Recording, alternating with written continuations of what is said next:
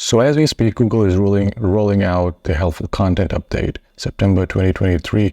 And this is a major update by Google, mainly because they are updating the classifier. Now, what is the classifier and why does Google say that this is an improved classifier?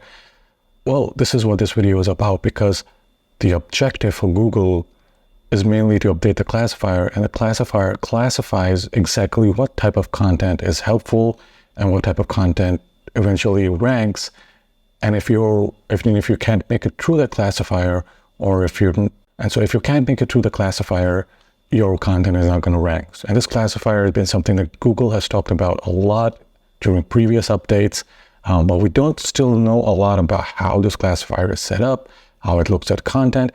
But Google has given us some insight, and this update is probably going to be one of the biggest updates because of that. So I'll go ahead and unpack what I know so far about the September 2023 helpful content update, so that you're in a better position to optimize your content and also make content decisions moving forward, especially till the end of the year, because I don't suspect that there's going to be another helpful content update till December, or there might be one, but Google kind of pulls these out unexpectedly. But we were expecting one in September, and this is the one that we were expecting, and this is a major one. So before I go into the video, I just want to say that I also offer SEO services. There's a link in the description. If you click the link and fill out the form, I'll get in touch with you and we can discuss if you need, if your website needs SEO to be done, or if your agency needs an SEO to consult with. Now, the second thing is, if you go to my website, cloudseo.com, I offer topical mapping services and website audit services. So if you're having a problem ranking your site, or if you've experienced a hit after a recent update, my audit should be able to reveal exactly what might have gone wrong and what you should do to recover from that update. Alternatively, if you're trying to build a website from scratch, my topical map is going to be your go-to, because you can then just map out the topics you want to cover based on my topical map, cover those topics, and start ranking right about the halfway mark of just writing great content and linking them together. So basically, you're just following the topical map. So feel free, visit my website, take a look, and send me a message. So let's jump right into the update. So Google wrote on X that it was now rolling out the helpful content update 2023. The September 2023 helpful content update is rolling out with an improved classifier, is what it said. The tweet also said that Google is also updating its official helpful content page with some new advice, and it will take 2 weeks to complete. We'll update our rankings release history page when the rollout is complete. So this is just standard procedure by Google. But what Google also did is that they updated their official helpful content page, and that is something I will go into later on in this video once we know and we have a better understanding of what this update is about. Now, for those who don't know, the helpful content update is something that Google rolls out 2 to 3 times a year. The objective for Google has always been to be able to define or categorize so-called helpful content so that it can then be put through other segments of the ranking algorithm to eventually help that content rank on the first page of Google or the second page of Google, or whichever might be the case. Now, Google doesn't penalize content. It's just the helpful content. It does not penalize content. What it does is it helps great content rank, at least that's the objective, and content that is not so good will eventually go down because it's obviously being superseded by content that's better than what is already ranking. And so many people perceive this as being their website being penalized, which is not the case, or algorithmically penalized, which is not the case. So the way out is, if you improve the quality of your content and you do what Google is doing, you should be able to see an improvement in rankings. Now, that doesn't always happen, and that's for a separate video, but at least that is the gist of what these helpful content updates do. So what it essentially has is, within the algorithm, within the helpful content algorithm, is a classifier. And the classifier works in ways to help identify what content is helpful and helpful to which degree. So is it 95% helpful, 85% helpful, 100% helpful, or is it 0% helpful? So once that's defined, the content is then ranked by the algorithm.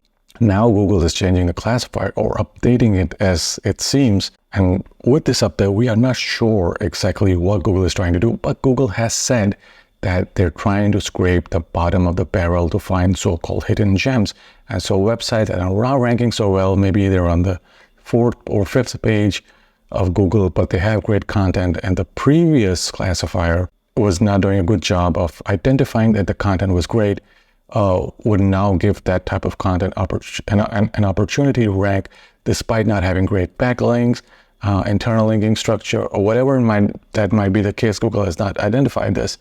But I suspect that yes, it's going to be mainly content. So if it was great quality content that was previously maybe discovered and not indexed, or even if it was indexed but it was not ranking very well, now Google might put that content on the first page of its SERPs for relevant keywords.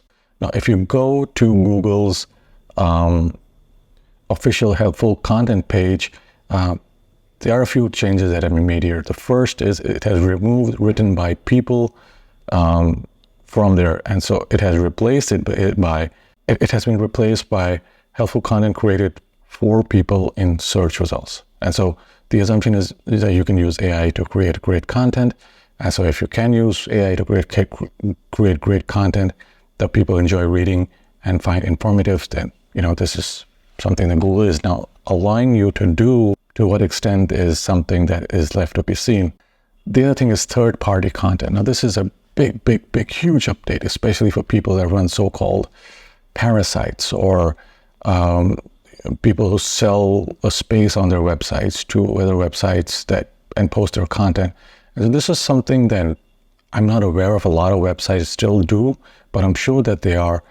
So mainly, it says, and I quote, Google added this section above it.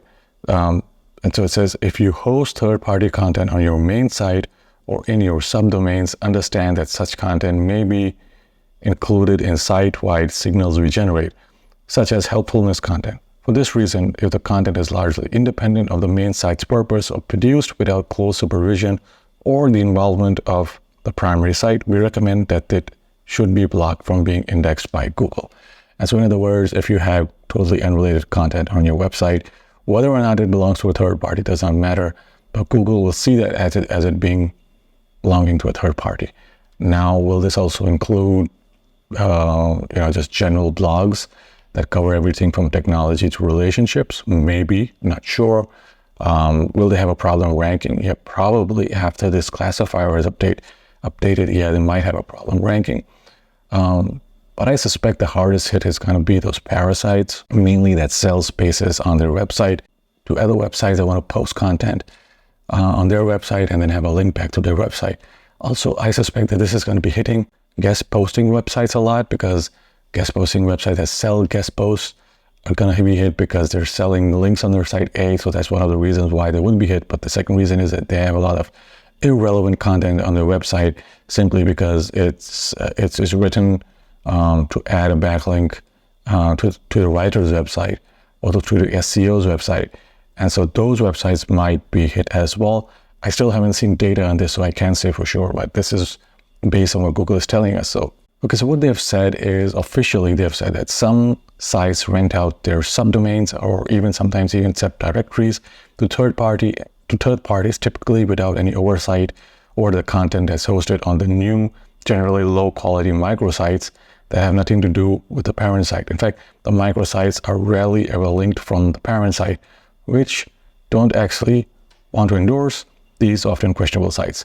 The only reason the owners of these shady microsites rent the subspaces is to manipulate search results. So again, you'll be penalized if you're seen as being someone who's trying to manipulate search results, which means that SEOs like me need to up our game. Know about this, send us plenty examples, or even blog about it. Thank you, it's helpful. So mainly they've learned about this by people who have informed them about, and I informed them about these websites, and I talked about this in a previous video where Google has now made it possible for people to report other websites. And I think that's why they did it. So this is not something new. Google has certainly done this before and has said as far back as in 2019 that it doesn't want websites to be manipulating rankings using these methods. So the question is, what should you do? And Google has some advice on this. So it says that if you're producing helpful content, then you don't need to do anything. In fact, the system may be may be good for your site, as it is designed to reward helpful content. And this one too, if you've noticed a change in traffic and suspect it may be related to the system, such as a publicly posted ranking update to the system, then you should self-assess your content and fix or remove any that seems unhelpful.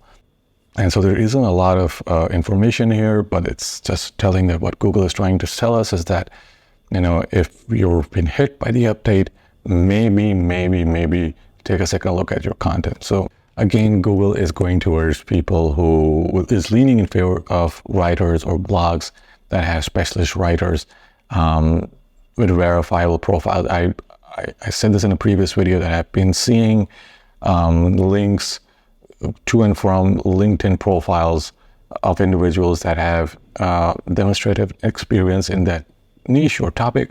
Those websites are doing pretty well. So I might make a separate video about this if there's enough data to go on.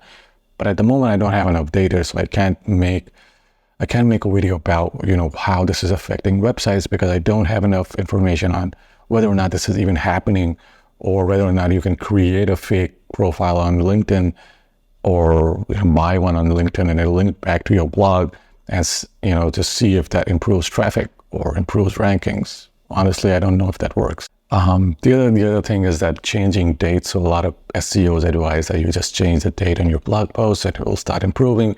This has not really worked for me.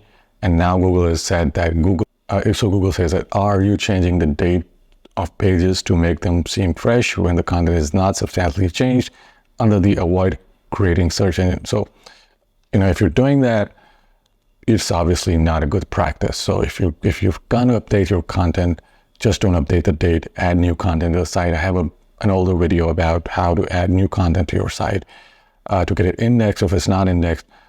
But if it's indexed, it's not performing very well, my advice is to put your content through Surfer SEO, re-optimize the content, add more information to it, maybe add a table to it, add an infographic to it, and that should help improve it in the eyes of Google after this update or during this update. Thing that Google has said that search raters have no control over how pages rank. Rater data is not directly in our ranking algorithms. Rather, we use them as a restaurant might get feedback cards from the diners. The feedback helps us know if our system seems to be working. So many people have said that, the quality raters will have an effect on how well the content ranks. If a quality rater gives it an A+ rating, the content will rank, which is the case, but Google has said that that is not really how it works.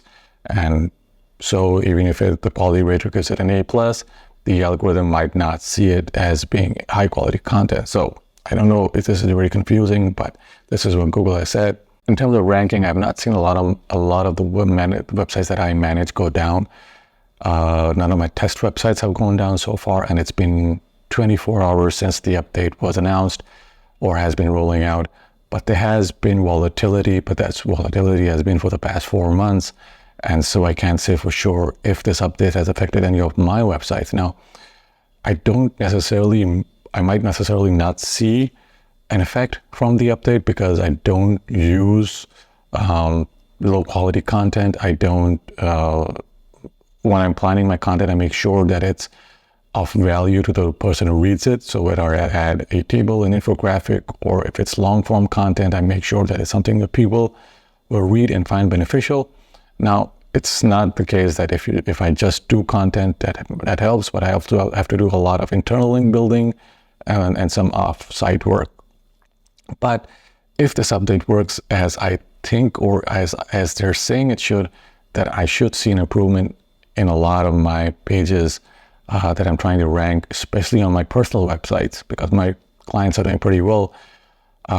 So it's still left to be seen how this works out. But if you have a question, leave a comment below. If you've seen your website go down, let me know in the comments, like and subscribe, and I will see you guys in the next video.